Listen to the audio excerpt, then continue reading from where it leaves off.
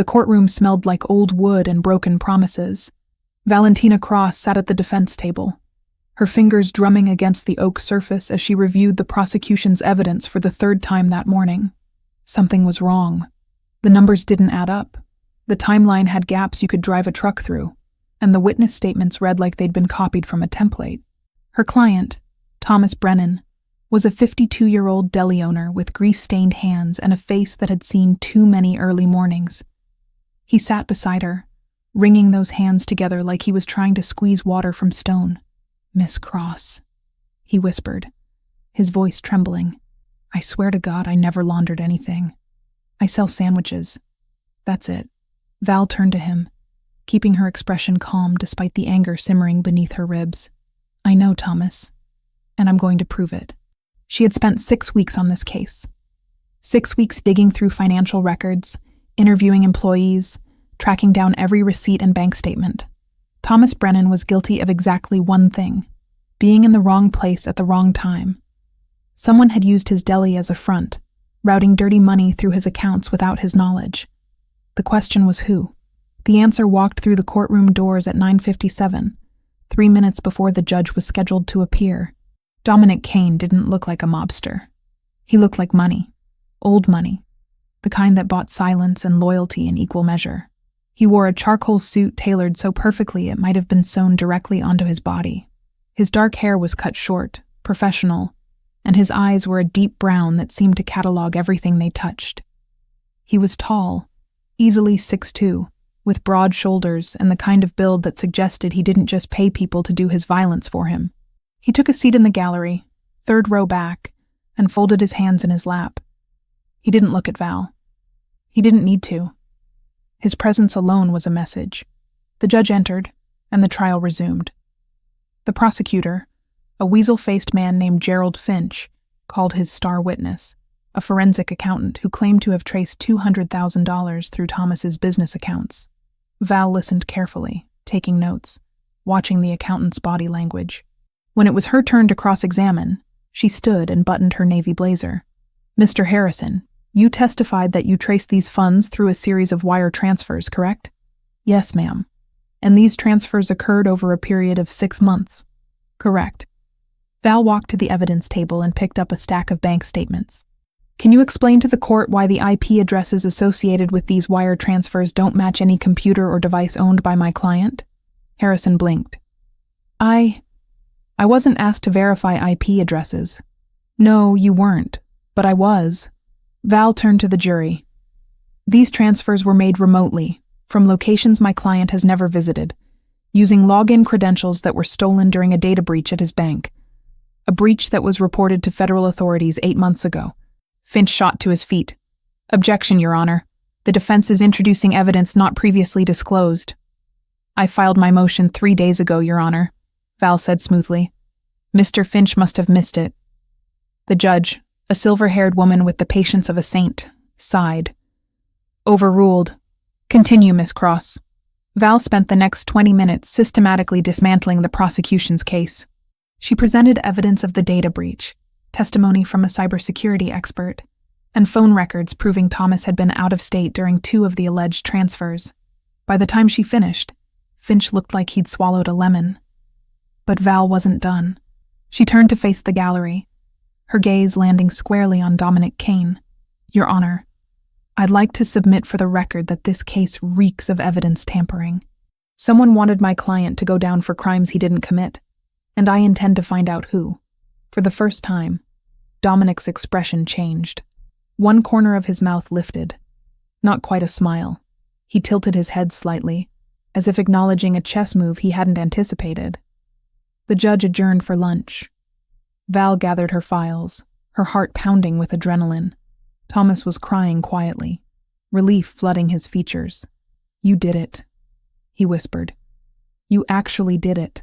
"It's not over yet," Val warned, but she allowed herself a small moment of satisfaction. She left the courtroom through the side exit, needing air and space to think. The hallway was empty except for one person. Dominic Kane leaned against the wall near the elevator, arms crossed, watching her approach. Val stopped 3 feet away. "Can I help you?" "Valentina Cross," he said, his voice low and smooth, like expensive whiskey. 28 years old, graduated top of her class from Columbia Law, turned down 3 corporate offers to work in criminal defense. You have a studio apartment in Brooklyn, a parrot named Leo, and you visit your mother at Oak Ridge Care Facility every Sunday. Ice slid down Val's spine. If you're trying to intimidate me, you'll have to do better than a background check. Not intimidation, Dominic said, pushing off the wall. He stepped closer, and Val caught the scent of cedar and something darker, something dangerous. Appreciation. You're good at your job. That's rare. Let me guess. You're the one who framed Thomas. Framed is such an ugly word. Let's say I provided the prosecution with information they found compelling. Val's hands curled into fists. You tried to destroy an innocent man's life. I needed a clean channel for a business transaction. Thomas's deli was convenient. I didn't expect him to hire someone competent.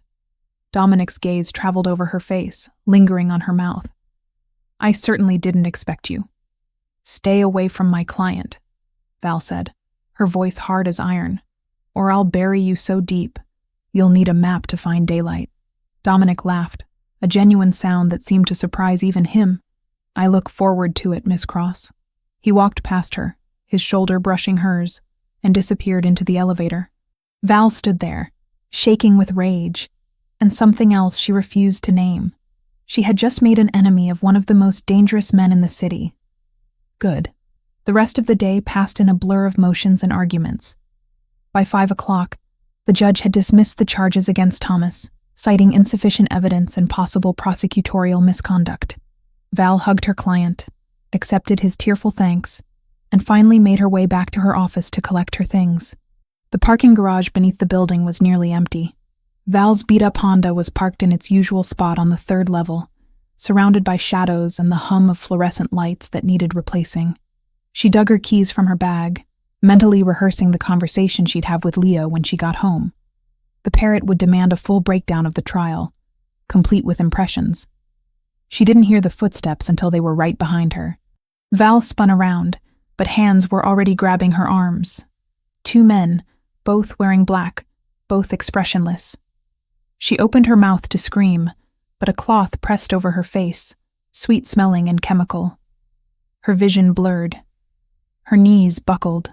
The world went dark. When consciousness returned, it came slowly, like surfacing from deep water. Val's head throbbed, her mouth tasted like copper, and her wrists ached. She forced her eyes open and immediately regretted it.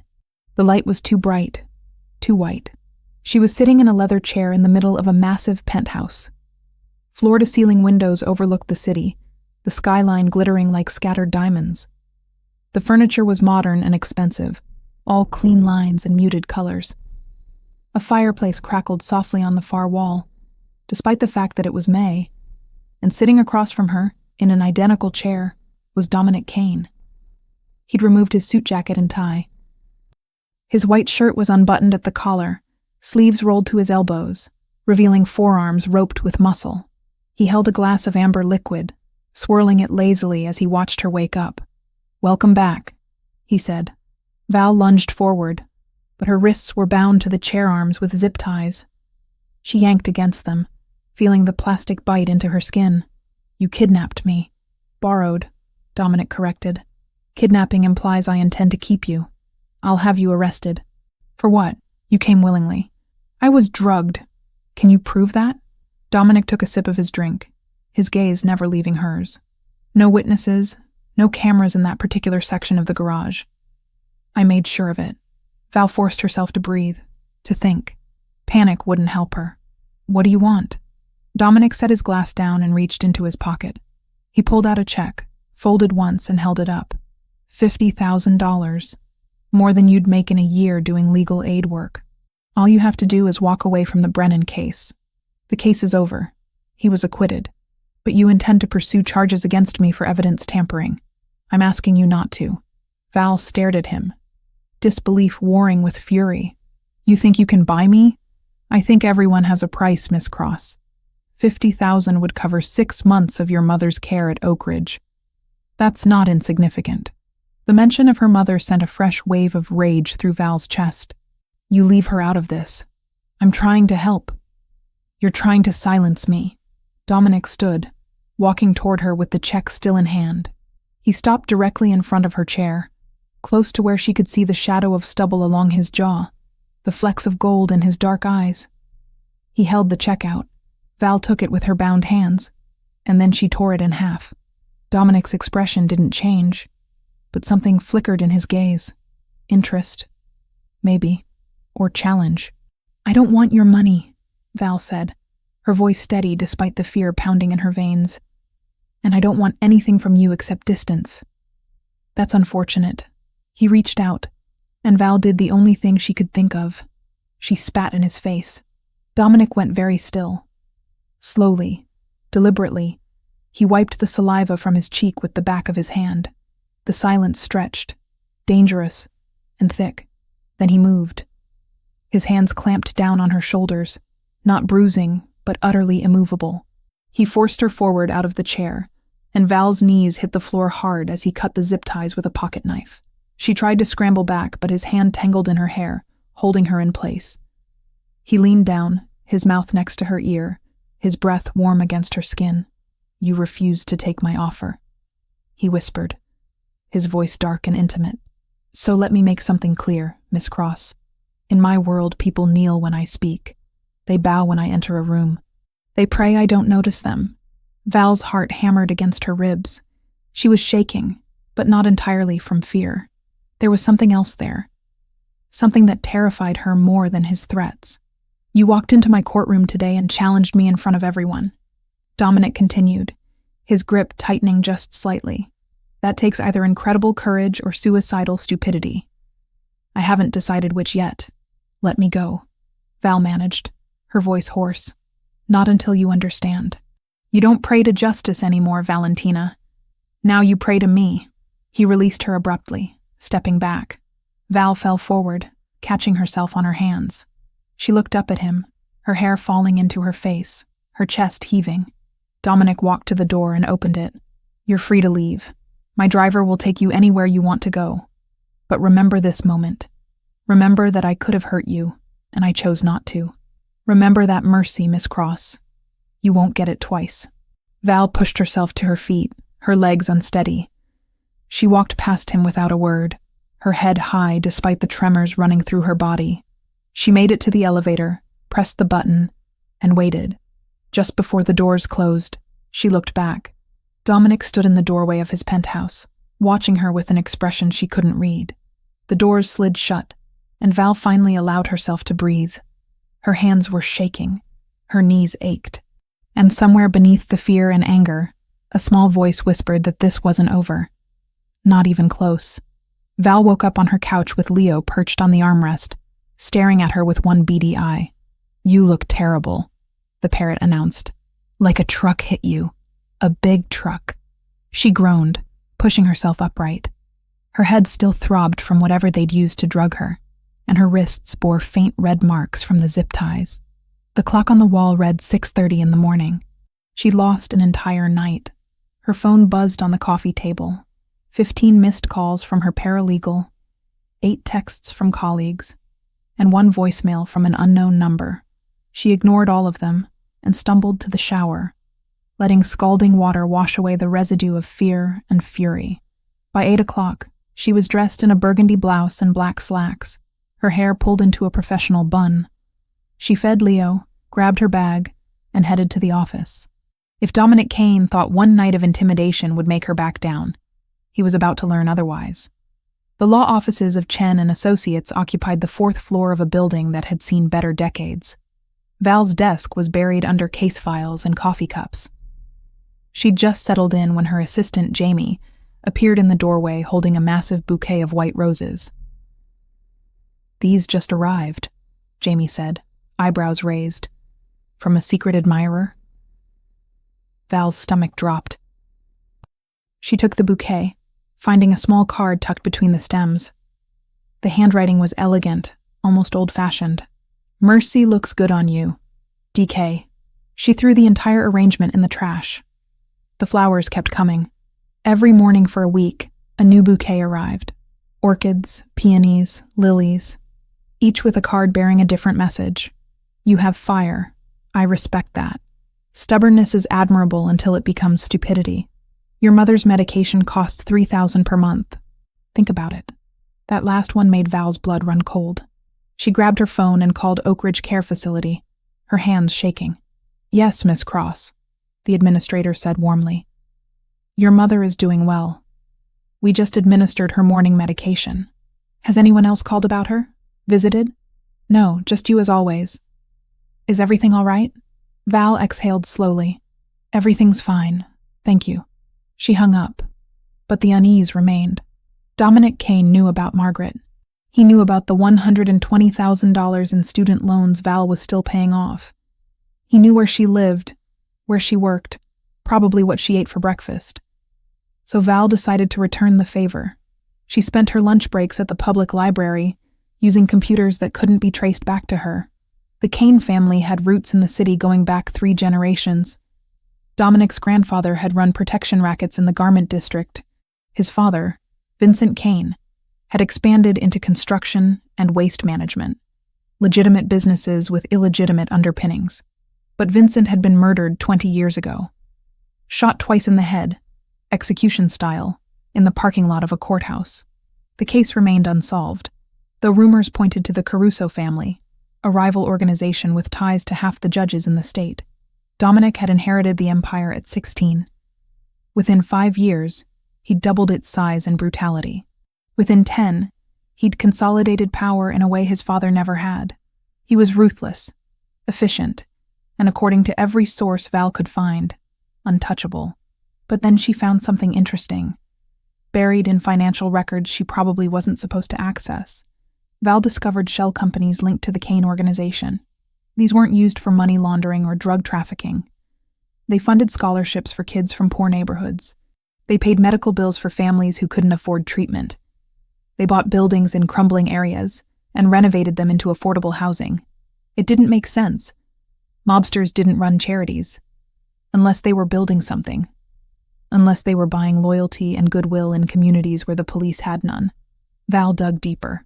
She found evidence that Dominic maintained meticulous records on everyone he did business with. Politicians who took bribes, judges who fixed cases, prosecutors who buried evidence. He had files on all of them, blackmail material waiting to be deployed. He wasn't just running a criminal empire. He was building a weapon aimed at the people who were supposed to enforce the law. 2 weeks after the kidnapping, Val got a call from her client, Thomas Brennan. Miss Cross, you need to come down to the courthouse, he said, his voice tight with panic. The prosecutor just filed an appeal. They're trying to overturn the dismissal. Val arrived at the courthouse within 20 minutes, her mind racing. Appeals were rare in cases like this, especially when the dismissal had been based on prosecutorial misconduct. She found Thomas pacing outside the courtroom, his face pale. What happened? She demanded. Finch said he has new evidence. Something about offshore accounts. Val pushed into the courtroom. The hearing was already underway. Judge Morrison presided, the same woman who'd dismissed the original charges. Gerald Finch stood at the prosecution table looking smug. Your Honor, Val said, striding down the aisle. I wasn't notified of this hearing. My apologies, Miss Cross. Judge Morrison said dryly. Mr. Finch filed an emergency motion this morning. Val turned to Finch. What new evidence? He handed her a folder. Bank records showing your client made deposits totaling $50,000 into an offshore account in the Cayman Islands. Deposits that correspond exactly with the dates of the alleged money laundering. Val scanned the documents. They looked legitimate, which meant they were professionally forged. She'd seen enough fabricated evidence to recognize the signs. Your Honor, I need time to authenticate these records. Of course, Judge Morrison said. We'll reconvene in 1 week. Val walked out of the courthouse with Thomas, her mind working through possibilities. Someone was determined to bury him. Someone with resources and connections. She was halfway to her car when her phone buzzed. Unknown number. What? She snapped, answering. Meet me at Luciano's tonight, 8 o'clock. Dominic's voice was calm, almost pleasant. We need to talk. I have nothing to say to you. Then listen. 8 o'clock, Valentina. or those offshore accounts become very real. He hung up. Luciano's was the kind of restaurant where reservations required a 3-month wait, and entrees cost more than Val's monthly rent. She arrived at 8 wearing the only dress she owned that didn't scream public defender, a simple black number she'd bought for her law school graduation. The hostess led her through a dining room filled with crystal chandeliers and hushed conversations. Dominic sat at a corner table, partially hidden by shadows. He stood when she approached, pulling out her chair. "I'm not here for pleasantries," Val said, remaining standing. "Then sit down and let's skip them." She sat. A waiter appeared immediately, pouring wine she hadn't ordered. Dominic waited until they were alone before speaking. "The charges against Thomas Brennan will disappear tomorrow morning," he said. "Finch will withdraw the appeal, cite procedural errors, and recommend the case be permanently closed. In exchange for what? Nothing. Consider it a gesture of goodwill." Val laughed bitterly. "You don't do goodwill. I do, when it serves my interests." Dominic leaned forward, his dark eyes reflecting the candlelight. "You impressed me, Valentina. You took apart my carefully constructed case in less than an hour. That kind of skill is rare. So you're punishing Thomas to get to me? I'm offering you a job. Work for me as a legal consultant. Help me clean up my operations, make them sustainable and legitimate. In exchange, I'll pay for your mother's care at Oak Ridge. 1 full year, all expenses covered." Val's breath caught. Margaret's treatment cost $40,000 annually. Money Val scraped together by working 70-hour weeks and living on ramen. "Why?" she asked quietly. "Because you understand the law better than anyone I've met. And because you have something most lawyers don't." "What's that?" "A conscience." Val stared at him, searching for the angle, the trap. "I don't work for criminals. You work for anyone who can pay your fees. That's what defense attorneys do. Thomas was innocent. And how many of your other clients can say the same?" Dominic took a sip of his wine. "You defend guilty people every day, Valentina. Drug dealers, thieves, abusers. You get them lighter sentences, reduced charges, probation instead of prison. The only difference between them and me is scale. The difference is, you tried to destroy an innocent man, and I'm trying to make amends. Isn't that what your justice system is supposed to encourage? Redemption?" Val hated that he had a point. She hated even more that part of her was considering it. $40,000 would change her life. Margaret could stay at Oak Ridge, the best Alzheimer's facility in the state. Val could stop choosing between groceries and loan payments. "Why do you even need a legal consultant?" she asked. "You have an entire organization. I have soldiers and accountants. I need someone who can see the bigger picture, who can help me transition from the shadows into something the law can't touch." Dominic set his glass down. "I'm not asking you to defend murderers or help me traffic drugs. I'm asking you to help me build legitimate businesses that can survive scrutiny. And if I say no, then Thomas Brennan spends the rest of his life fighting appeals I'll keep filing until he's bankrupt and broken. Or you can say yes, and he goes back to making sandwiches. It wasn't a choice. It was extortion dressed in expensive wine and candlelight." Val met his gaze. "I want to know why you're really doing this." "The truth." Dominic was quiet for a long moment. Then he reached into his jacket and pulled out a photograph, yellowed with age. He slid it across the table. The image showed a man in his 40s with dark hair and Dominic's bone structure. He was smiling, one arm around a teenage boy who looked furious at having his picture taken. "My father," Dominic said. "Vincent Kane. He was shot in a courthouse parking lot when I was 16. The prosecutor handling his case, a man named Richard Ashford, had ties to the Caruso family. He buried evidence, lost files, made sure my father walked into that parking lot unprotected." Val looked up from the photograph. "They killed him to silence him. They killed him because corrupt men protect each other. Ashford got a promotion 6 months later. The Carusos expanded into our territory. And I learned that the system you believe in doesn't work for people like us. So you became what you hated. I became what was necessary." Dominic took the photograph back, his jaw tight. "I spent 20 years building this organization, collecting evidence on every corrupt judge, every dirty prosecutor, every politician who takes bribes. When the time is right, I'm going to burn them all down." Val studied him, seeing something she hadn't expected. Pain. Grief.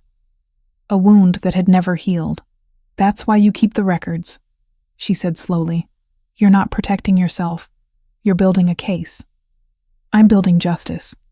The kind the courts won't provide. That's not justice. That's revenge. Call it what you want. But when I'm done, people like Ashford won't be able to hide behind badges and gavels. Val sat back, her mind racing. Dominic Kane wasn't just a mobster. He was something more complicated, more dangerous. He was a man with a mission, and she'd just stumbled into the middle of it. I'm not saying yes, she said finally, but I'll think about it. And Thomas's case gets dropped either way, or I walk out right now. Dominic smiled, a real smile that transformed his face. Fair enough. The appeal will be withdrawn tomorrow morning. How can I trust you? You can't.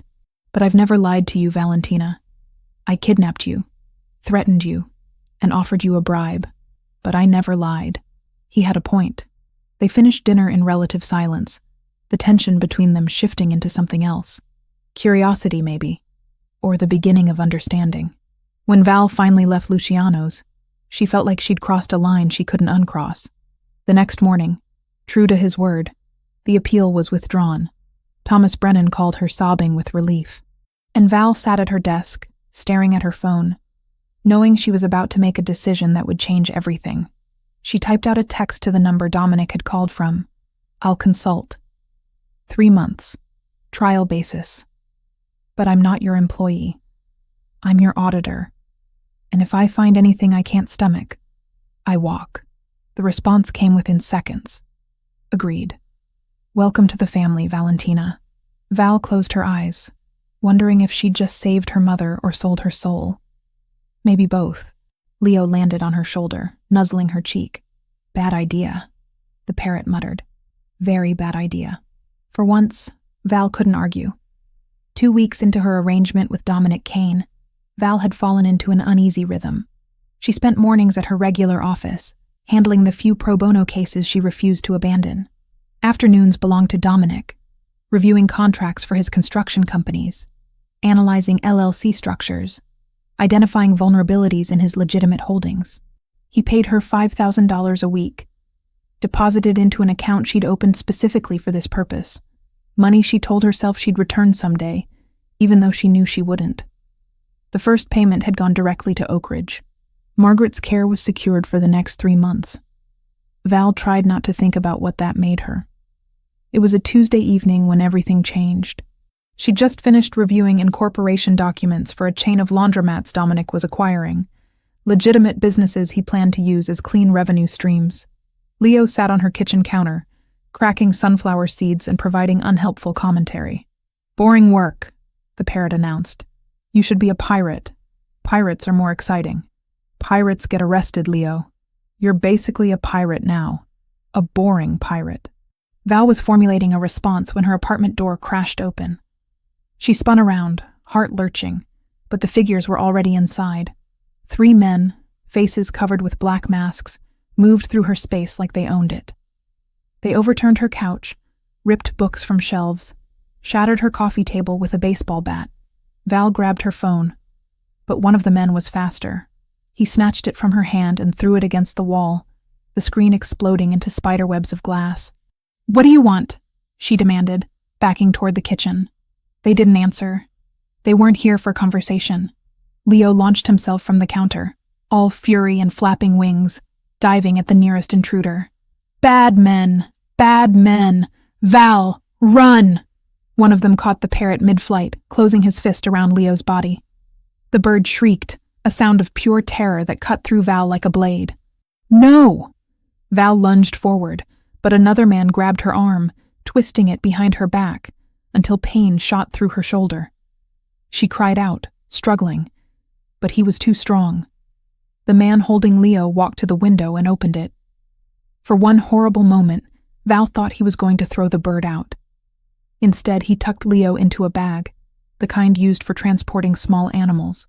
Leo's muffled protests grew quieter. Please, Val whispered.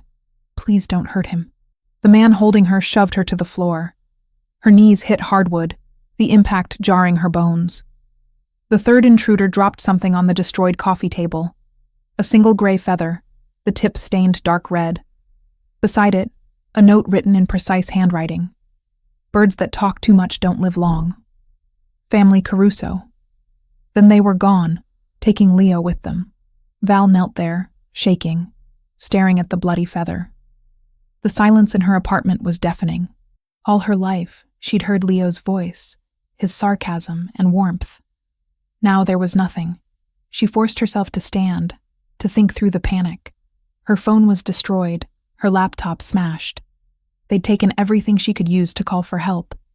But she still had the burner phone Dominic had given her, the one she'd hidden in a drawer, because carrying it felt too much like admitting what she'd become. Val found it beneath a pile of scattered clothes. Her hands trembled as she dialed the only number programmed into it. Dominic answered on the first ring. Valentina. They took him. Her voice cracked. The Carusos. They broke into my apartment, and they took Leo.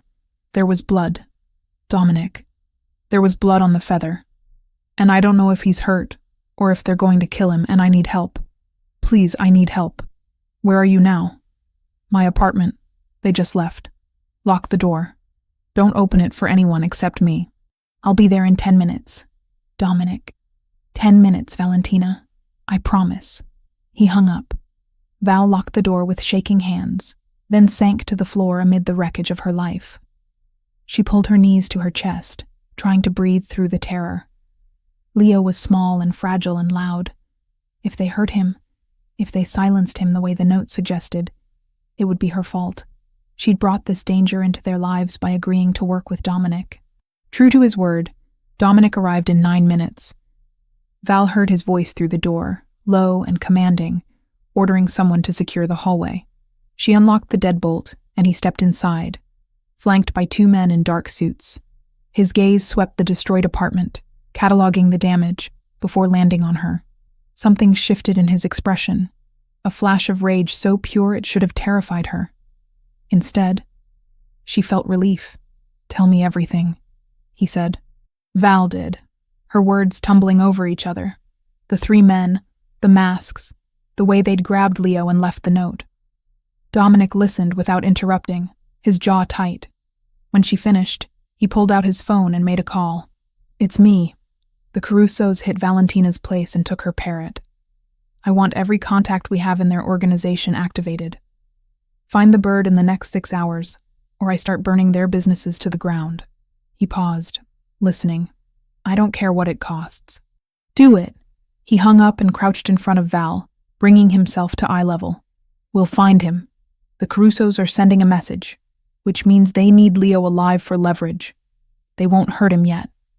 How can you be sure? Because if they'd wanted to kill him, they would have done it here in front of you. This is theater, Valentina. They're trying to scare you away from me. Val wiped her eyes, angry at the tears. It's working. Then we don't let them win. Dominic stood, offering his hand. Pack a bag. You're coming with me. 6 hours passed like 6 years. Dominic took Val to his estate outside the city, a sprawling property surrounded by walls and armed guards. She'd expected something cold and impersonal, but the house itself was surprisingly warm. Wood floors, comfortable furniture, a library with floor-to-ceiling bookshelves. He installed her in a guest room with an adjoining bathroom and told her to rest. She couldn't. She paced the room, checking her burner phone every 30 seconds, praying for news. When the knock finally came, Val threw open the door. Dominic stood there holding a pet carrier. Through the mesh door, she could see gray feathers and one furious black eye. Leo, Val breathed. Dominic set the carrier down and opened it. Leo hopped out, ruffled and indignant, but unharmed. He flew directly to Val's shoulder, nuzzling against her neck. Kidnapped, the parrot announced. Absolutely kidnapped. Terrible men. Smelled like cigars and regret. Val's knees gave out. She sank to the floor, cradling Leo against her chest, and started crying. Not delicate tears, but ugly, gasping sobs of relief. Dominic knelt beside her, his hand hovering near her shoulder before finally settling there, warm and steady. Thank you, Val managed. Thank you. Thank you. Thank you. You don't have to thank me, Yes, I do. You brought him back. You kept your promise. Dominic's hand tightened briefly on her shoulder. The Carusos made a mistake tonight. They showed me exactly how far they're willing to go. Now I know what I'm dealing with. Val looked up at him, seeing something different in his expression. Not just anger, but calculation. He was already planning his response. What happens now? She asked. Now you stay here where I can protect you. The Carusos won't try anything on my property. They don't have the manpower or the stupidity. I can't just hide. You're not hiding. You're regrouping. He stood, offering his hand again. This time she took it, letting him pull her to her feet. I had one of my people set up a space for Leo. Perches, toys, the works. He'll be comfortable. They walked down the hallway to what must have been a sitting room. Someone had indeed converted it into a bird paradise, complete with multiple perches, a variety of toys, and bowls of fresh fruit and nuts. Leo took one look and flew from Val's shoulder to investigate. Acceptable, the parrot declared, attacking a slice of apple. Barely acceptable. Despite everything, Val almost smiled. She turned to Dominic. I know this is a gilded cage, but it's a safe cage. I'm not arguing. The Carusos want me dead or scared away, and right now I'm both. I just need you to know I understand what this is. Dominic studied her face. What is it? A trap I walked into willingly because I didn't have another choice. There's always a choice, Valentina. Not when the alternative is my bird's head in a box. He didn't argue with that. They stood in silence, watching Leo explore his new territory until Val's exhaustion finally caught up with her. Dominic showed her back to the guest room, promised guards would be stationed outside, and left her alone. Val locked the door and collapsed onto the bed. Sleep came eventually, but it was restless and full of shadows. She woke to gunfire. The sound was distant but unmistakable, sharp cracks followed by shouting. Val rolled out of bed, her heart hammering. The clock on the nightstand read 3:47 in the morning. She ran to the window, pulling back the curtain. The estate's grounds were chaos.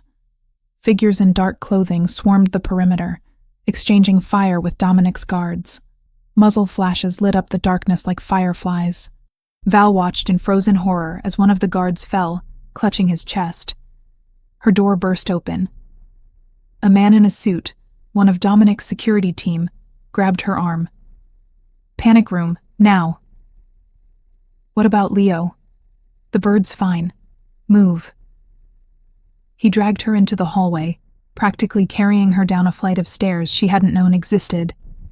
Other members of the household staff rushed past, their faces pale. The security guard pushed her through a reinforced door into a windowless room lined with monitors showing camera feeds from around the property. Stay here, he ordered. Don't open this door for anyone except Mr. Kane or myself. He left, the heavy door sealing shut behind him with a pressurized hiss. Val was alone with the monitors and the muffled sound of violence above. She watched the feeds, helpless. Dominic's men fought with military precision, using the estate's layout to their advantage. But the attackers kept coming, scaling walls and forcing their way through gates. She saw Dominic himself on one screen, wearing tactical gear and carrying a rifle, directing his people with hand signals. The battle lasted 23 minutes. When it finally ended, bodies littered the grounds. Val counted them on the monitors, bile rising in her throat. 7 attackers down, and 3 of Dominic's men. An hour passed before the panic room door opened. Dominic stood there, his face streaked with dirt and something darker. Blood, though Val couldn't tell if it was his. It's over, he said quietly. Val followed him outside. Dawn was breaking, painting the sky in shades of gray and pink. The bodies of the attackers had been removed, but Dominic's fallen men remained, covered with dark sheets. 3 shapes laid out in a row on the lawn. Dominic walked to them and stopped. He stood there, staring down at the covered bodies, his shoulders rigid. Val hung back, uncertain, until she realized he wasn't going to move. He was frozen there, trapped by whatever weight he carried. She walked to his side and simply stood there. She didn't touch him, didn't speak. She just existed in the space beside him. A quiet presence in the aftermath of violence. Marcus was 24. Dominic said finally, his voice rough. Just got engaged last month. Anthony had 3 kids. And James? James had been with my family since my father was alive. 26 years of loyalty, and this is how it ends. Val still didn't speak. There were no words that would help. They died protecting you, Dominic continued. Protecting this house. Protecting me. And I sent them into that fight knowing some of them wouldn't come back. That's not your fault. Isn't it? He turned to look at her, his eyes hollow. I built this organization. I made the enemies. I brought you here, which painted a target on this property. Every death tonight traces back to decisions I made. The Carusos made the decision to attack. You just responded. That's not how it works, Valentina. In this world, every action has consequences. Every choice ripples outward until people get hurt. These men knew the risks, but they trusted me to make it worth something. To build toward something better. Then build it, Val said softly. Make their deaths mean something. Isn't that what you've been trying to do all along? Create a world where people like your father don't get murdered in parking lots? Dominic was quiet for a long moment. Then he nodded, just once, and turned away from the bodies. Come on. We need to fortify before they try again. They walked back to the house together, the rising sun casting long shadows across the blood-stained lawn. Val realized with sudden clarity that she'd crossed another line tonight. She wasn't just Dominic's legal consultant anymore. She was part of his world, bound to him by violence and shared danger. And despite the horror of the past few hours, despite the bodies and the gunfire and the fear, part of her didn't want to leave. That scared her more than anything else. The morning after the attack, Val found Dominic in what he called his office, though it looked more like a war room.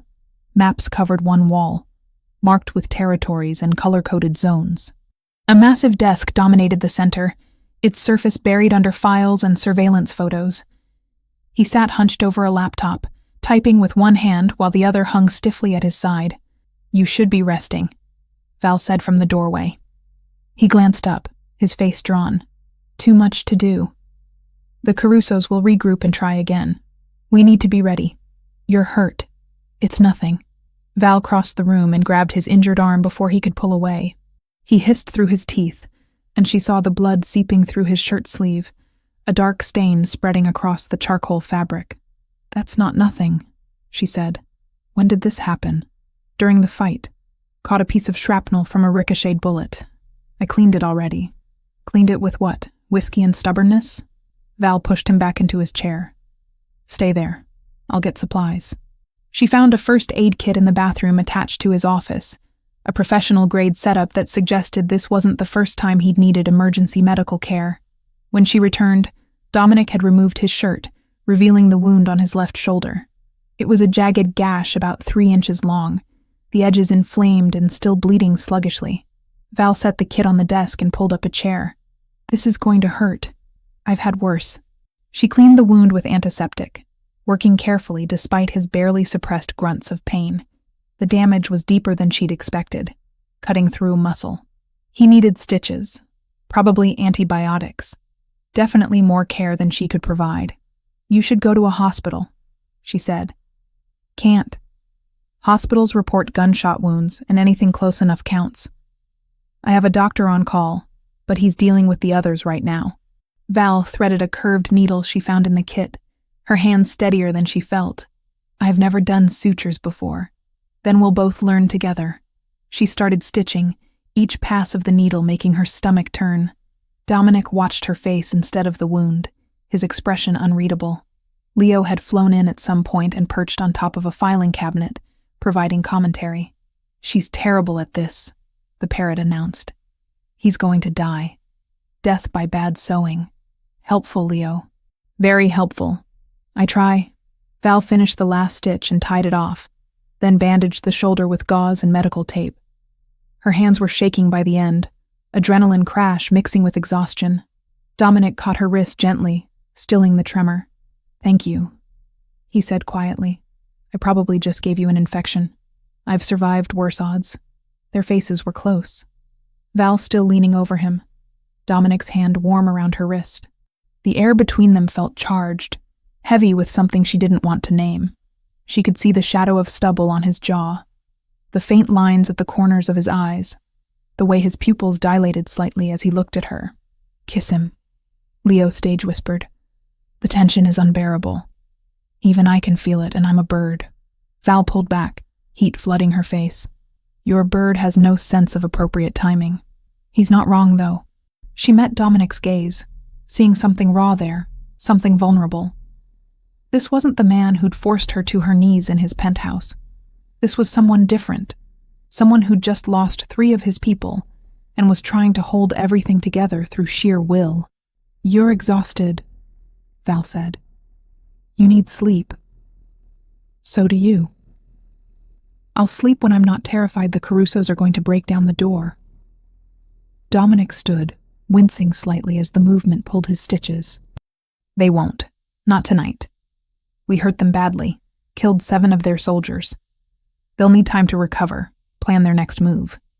We have at least a few days." He walked to the windows overlooking the grounds. Dawn had fully broken, revealing repair crews already working to fix the damaged gates and walls. "I never wanted this for you," he said, his back to her. "When I first saw you in that courtroom, tearing apart my case with that fire in your eyes, I thought you were the kind of person who could help me build something better, something my father would have been proud of. I didn't think about the danger I'd be putting you in." Val joined him at the window. "You didn't exactly give me a choice. I know. I forced your hand, used your mother as leverage, manipulated you into this arrangement. I'm not proud of that." "Then why did you do it?" Dominic was quiet for a long moment. "Because I've spent 20 years trusting no one. My father taught me that trust gets you killed, that loyalty is bought with fear and money. But then you walked into my life and refused to be bought. You stood up to me when everyone else bows down. And I realized I'd been building an empire on sand, surrounding myself with people who follow orders but don't believe in anything." He turned to face her. "I needed someone who believes in something. Even if what you believe in is the system I'm trying to destroy. I don't know what I believe in anymore," Val admitted. "A week ago, I thought the law was black and white. Now I'm living in a mobster's house, stitching up his bullet wounds. And I can't remember the last time I felt like I was on the right side of anything." "You saved Leo. That's the right side." "You saved Leo because you asked me to. Because the look on your face when you thought he was gone broke something in me." Dominic reached out, tucking a strand of hair behind her ear. The gesture was tender, almost hesitant. "I haven't let anyone close in 2 decades. I didn't think I remembered how. But you make me want to try." Val's breath caught. She should step back, maintain distance. Remember that this man was dangerous and had forced her into his world. But she didn't step back. Instead, she closed the space between them, rising on her toes to kiss him. It wasn't gentle. It was desperate and messy, weeks of tension finally breaking through. Dominic's good arm wrapped around her waist, pulling her flush against him. Val's hands found his hair, tangling in the dark strands as she kissed him harder, needing this connection more than she needed to breathe. They ended up in his bedroom, a space as austere as the rest of the house. The sex was intense and urgent, both of them seeking comfort in the physical after too much fear and violence. Afterward, they lay tangled in sheets, Val's head on Dominic's chest, listening to his heartbeat slow to normal. "This doesn't change anything," she said into the darkness. "It changes everything. I'm still not one of your soldiers." "I know. You're something better." Val drifted to sleep in his arms, feeling safer than she had in days. When she woke, pale morning light filtered through the curtains. Dominic was already awake, watching her with an expression she couldn't quite read. "I need to use your bathroom," she said, suddenly shy. He gestured toward the attached door. Val slipped out of bed, wrapping herself in his discarded shirt.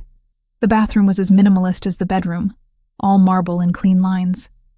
She was washing her hands when she noticed the cabinet under the sink wasn't fully closed. She shouldn't look. She knew she shouldn't. But her lawyer's instincts were stronger than her self-control. Val crouched and pulled the cabinet open. Files. Dozens of them, stuffed into the small space like someone had hidden them quickly. She pulled one out, flipping it open. Her own face stared back at her from a surveillance photo. She was leaving Oak Ridge Care Facility. Her expression tired. The date stamp read 4 months ago. 2 months before the Brennan trial. Val's blood ran cold. She grabbed another file. More photos. Her entering her apartment building. Having coffee with Jamie at a cafe near her office. Visiting the public library. There were bank statements, phone records, even transcripts of conversations she'd had with her mother's doctors. Dominic hadn't just investigated her after she challenged him in court. He'd been watching her for months. He'd chosen her specifically, deliberately, as a target long before Thomas Brennan ever walked into her office. Everything he'd said about seeing her fire in the courtroom was a lie. He'd manufactured that entire situation. Probably hired Thomas knowing the charges would eventually land in Val's lap. She'd been manipulated from the very beginning. Every choice an illusion of free will. Val stood, clutching the files, her hands shaking with rage. She walked back into the bedroom. Dominic was sitting up now, reaching for his phone on the nightstand. He looked up when she entered and went very still. "What is this?" Val's voice was ice. He didn't insult her by pretending ignorance. "Surveillance files. From 4 months ago. You were watching me before the trial, before Thomas, before everything. Yes. So this whole thing, the flowers, the job offer, the concern for my mother, all of it was calculated. You didn't see me in court and get inspired. You picked me like I was a chess piece and you've been moving me around the board this entire time." Dominic stood, moving toward her. Val backed up, holding the files like a shield. "It started that way," he admitted. "I needed someone with your skills, your integrity, someone I could use to clean up my operations. I researched dozens of lawyers. You were the best candidate. So I created a situation that would bring us together." "Created a situation? You mean you framed an innocent man and destroyed his life to get to me? I made sure the charges would be dropped once you took the case. Thomas was never in real danger." "That's not the point." Val threw the files at him. Papers scattered across the floor. "You manipulated me. You used my mother, my debts, my desperation. Every conversation we've had, every moment I thought I was making a choice, you'd already planned 10 steps ahead. In the beginning, yes. But things changed." "When? When did things change, Dominic? Before or after you kidnapped me? Before or after you forced me to my knees? Or maybe it was last night when we slept together. Was that part of the plan too?" "No." His voice was fierce. "Last night was real. What I feel for you is real. I don't believe you. I can't believe anything you say because every word might be another manipulation. How do I know this isn't just another move? The wounded mobster showing vulnerability to make me fall in line." Dominic's jaw tightened. "What do you want from me, Valentina?" "I admitted I started this with ulterior motives. I'm not proud of that. But I fell in love with you. That wasn't planned, and it sure as hell wasn't convenient. Prove it." "How?" Val grabbed her clothes from the floor, dressing quickly. "You want me to believe you actually care? Then prove it. Give me something you value more than your pride, more than your plans. Show me you're capable of putting someone else first. Name it." She hadn't expected that. Val paused, considering. "Richard Ashford. The prosecutor who got your father killed. You've been collecting evidence on him for 20 years, waiting for the perfect moment to destroy him. Give him to me. Let me turn him over to the authorities with everything you have. No revenge, no personal satisfaction. Just justice." And Dominic stared at her. "That case is everything I've worked toward. It's the reason I built this organization. Then sacrifice it. For me. If you actually love me, prove it means more than your revenge." The silence stretched between them, heavy and suffocating. Val watched emotions flicker across Dominic's face. Anger, grief, calculation. Finally something that looked like resignation. "All right," he said quietly. "I'll arrange it. But I have one condition. You don't get to negotiate." "Hear me out. I'll give you Ashford, all the evidence, everything. But you have to understand what you're asking. That man killed my father. He took bribes from the Carusos, buried evidence, and walked free while I watched them zip my father into a body bag. For 20 years, I've imagined making him pay. And you're asking me to hand that over to a system that protected him in the first place. Val softened slightly. I know what I'm asking, but if you meant what you said about building something better, this is where it starts. With choosing justice over revenge. Dominic nodded slowly. 3 days. Give me 3 days to set it up. Ashford is protected by Caruso money and political connections. I need to extract him safely and compile the evidence in a format the feds can't ignore. 3 days, Val agreed. And Dominic, if this is another lie, if you're manipulating me again, I'm gone. Permanently. I understand. She left his bedroom, her chest tight with anger and something else.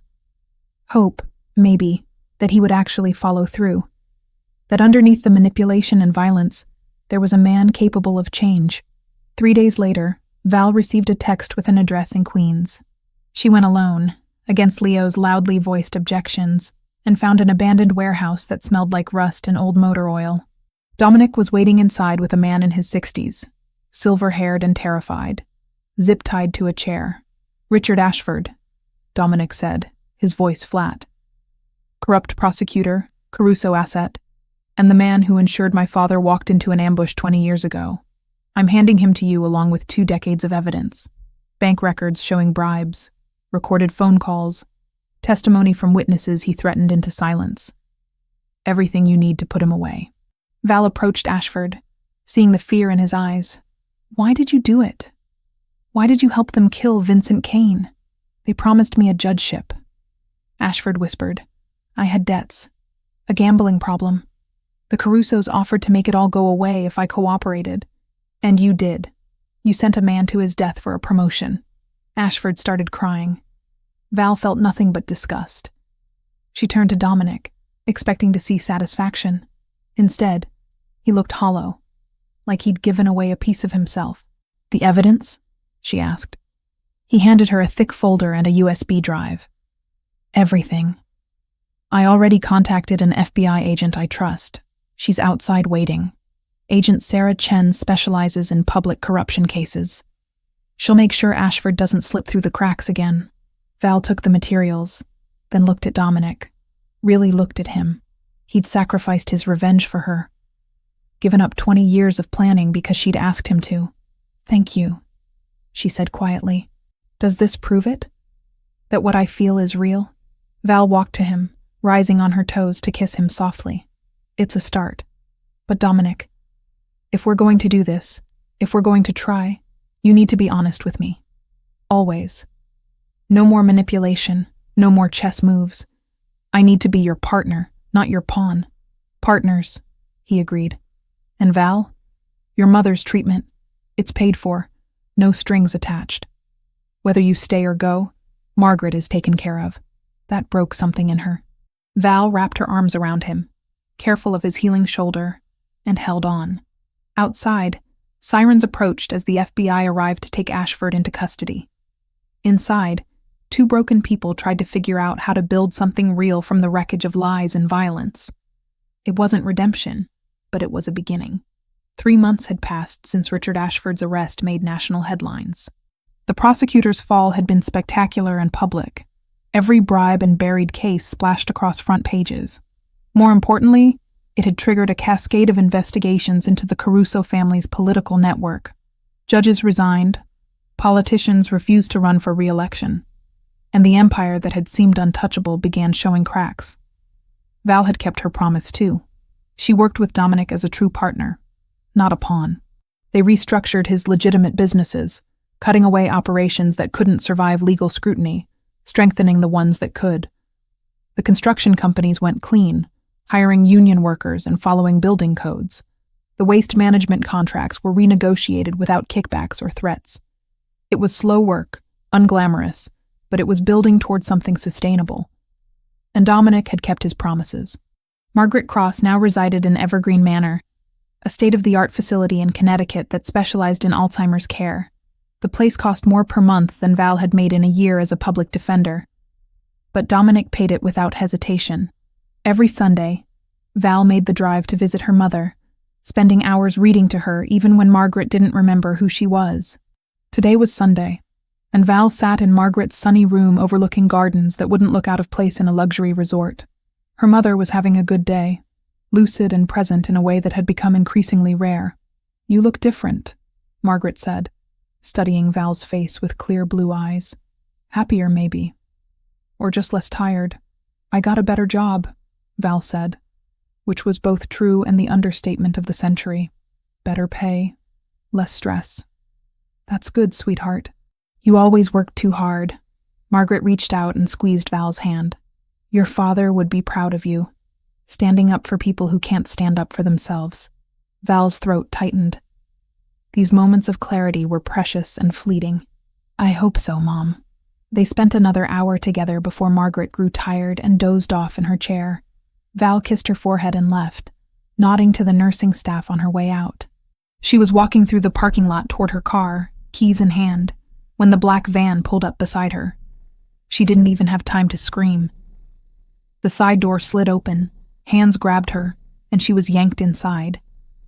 A hood went over her head, blocking out the light. She felt the prick of a needle in her arm, and the world dissolved into chemical darkness. When Val woke, she was in a basement.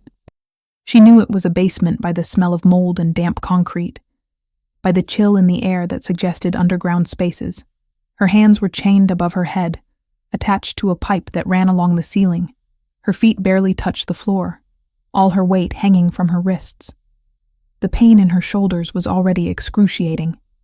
The hood was ripped off her head. Val blinked against the sudden light, a bare bulb swinging overhead. 3 men stood in front of her, but it was the woman who commanded attention. Lucia Caruso was in her 70s, silver-haired and elegant even in a basement. She wore pearls and a cream-colored suit, like she was attending a charity luncheon instead of an interrogation.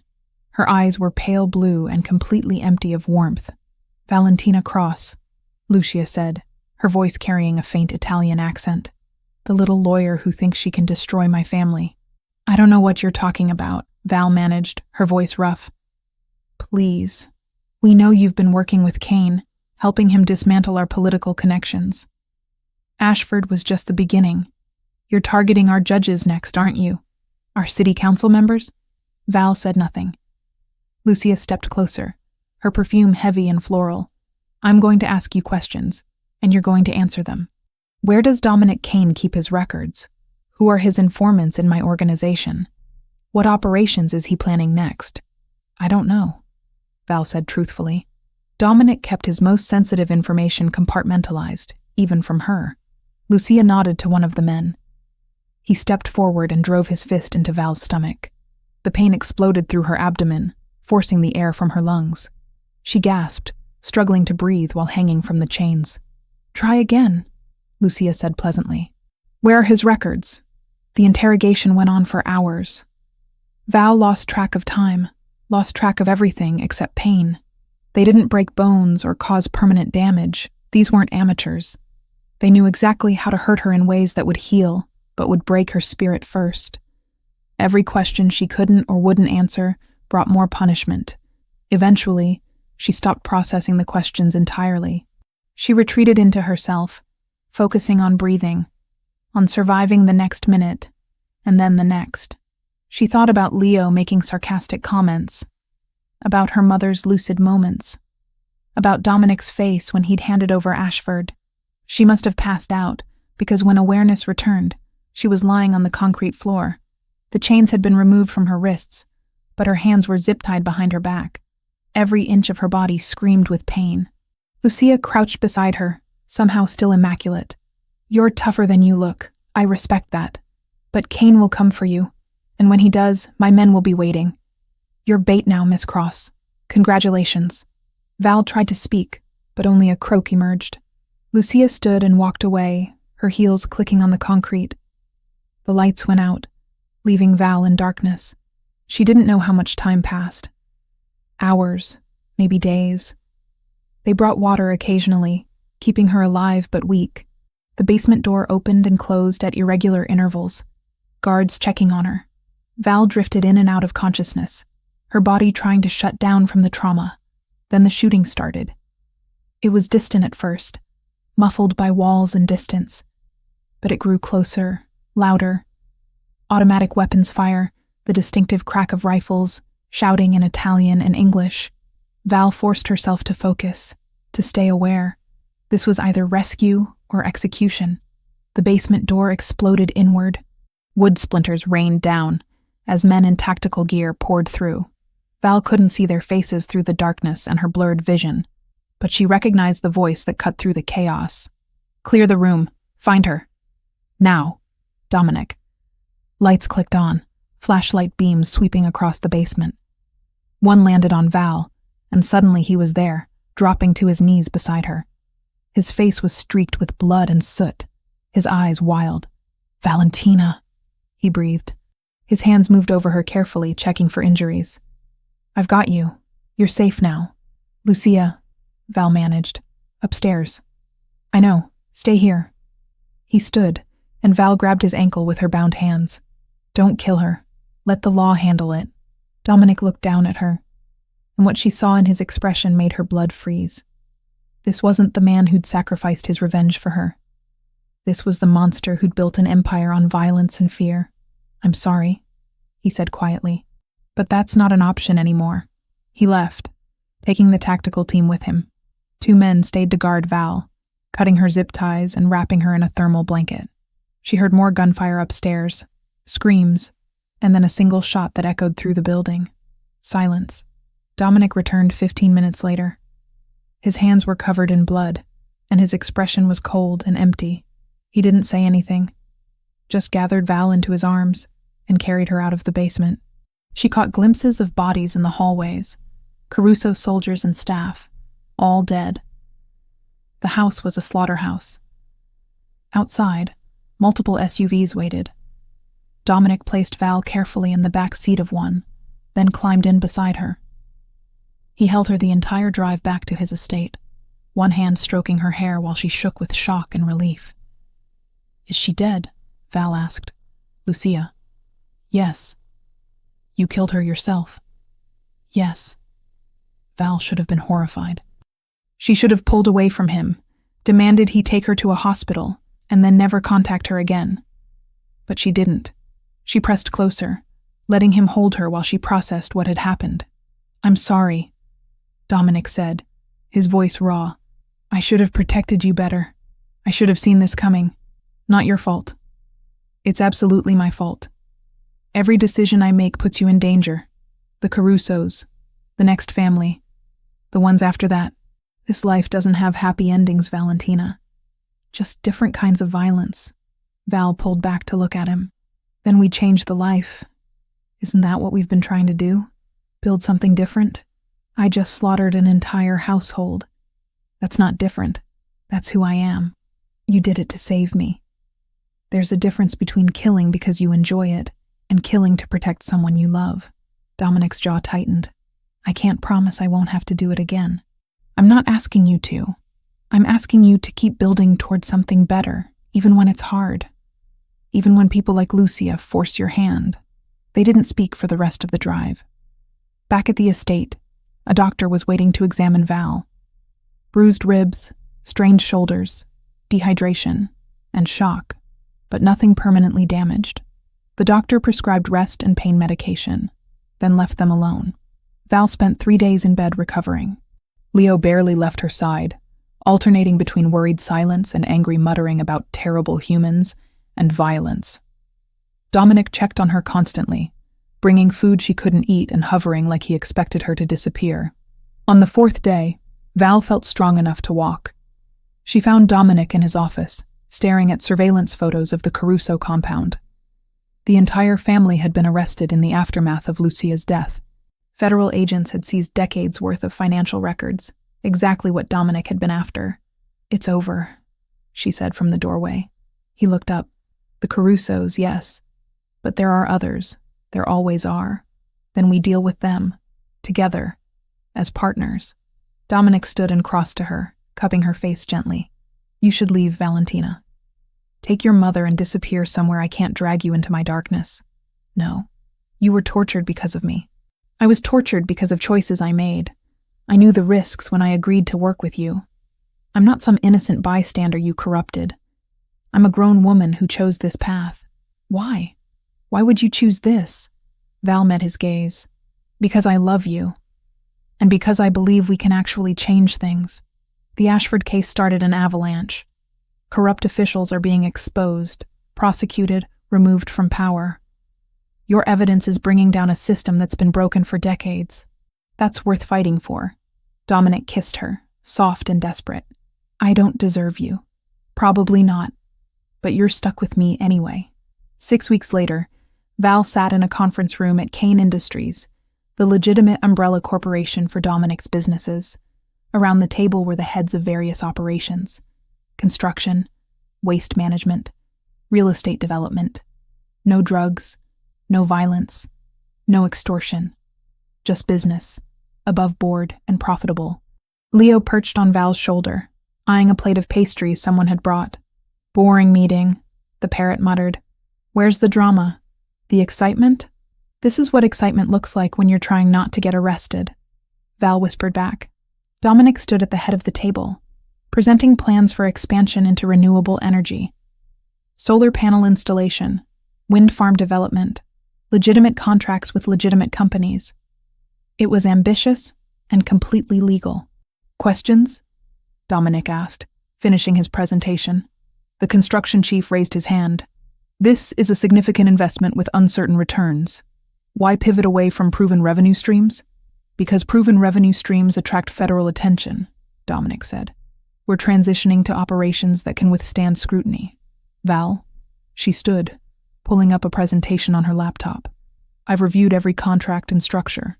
Everything is clean, documented, legal. We're building a legitimate empire that can last generations instead of constantly fighting to survive.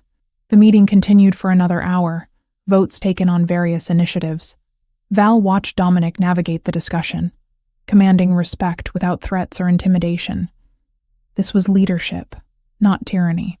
After everyone left, Val and Dominic remained in the conference room. Leo had flown off to investigate the pastries, leaving them alone. You did well, Val said. We did well. None of this works without you. Partners. Equals, Dominic corrected. He pulled her close, resting his forehead against hers. When you knelt for me that first night, I thought I'd won. That I'd broken you, made you mine through fear. I was an arrogant fool. Yes, you were. You knelt because I forced you. Now, if I asked you to stay, would you choose it? Val smiled. I'd choose it every day. Not because you command it, but because I want to. Because what we're building matters. I love you, Valentina Cross. I love you too, Dominic Kane, even when you're impossible. They stood there in the empty conference room. Two people who'd found each other through manipulation and violence, and somehow built something real from the wreckage. It wasn't a fairy tale. There would be more threats, more battles, more darkness to navigate. But they would face it together, as equals, as partners, as two people who chose each other despite every reason not to. Leo flew back, landing on Val's shoulder with a piece of croissant in his beak. Are we done with the sappy stuff? I want to go home. Home has better snacks. Val laughed, the sound bright and genuine. Yeah, Leo. Let's go home. They left the office together, stepping out into afternoon sunlight. Somewhere across town, Margaret Cross sat in her comfortable room at Evergreen Manor, watching birds outside her window. The Caruso Empire was ashes. Richard Ashford sat in a federal prison awaiting trial. And two people who'd started as enemies had somehow become each other's salvation. The path ahead wouldn't be easy, but for the first time in their lives, neither Val nor Dominic was walking it alone.